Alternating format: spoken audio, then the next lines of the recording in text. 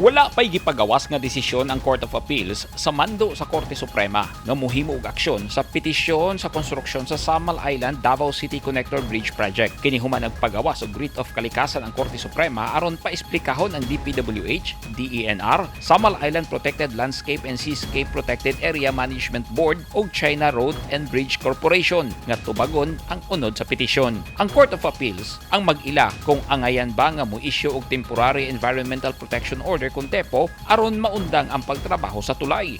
Kagahapon, Hulyo 7, 2025, nag-convene ang mga ahensya sa gobyerno nga gipanguluhan sa Protected Area Management Board kung PAMBI sa DENR 11 aron nisgutan ang giisyu nga writ. Daghan ang nagpadayag sa ilang kahiubos batok sa petisyoner kay kalambuan sa igakos sa Davao del Norte o sa Davao City ang hatod sa proyekto.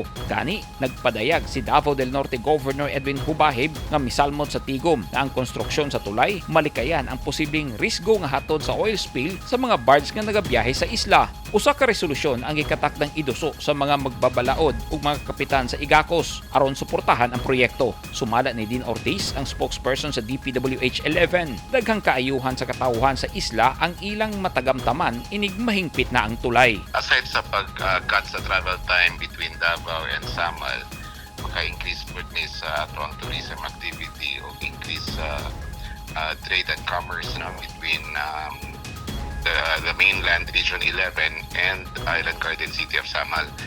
Also, usap pagka-importante na parte ni Ana is ang access sa mga taga-Samal sa services diri sa Davao City. For example, access to medical care, hospitalization o uban pang mga serbisyo sa gobyerno o gikan sa pribado na sektor. Gipasabot ng daan sa mga petisyoner na ang pag-issue sa writ of kalikasan sa Korte Suprema wala magpasabot nga iundang na ang pagtrabaho sa tulay.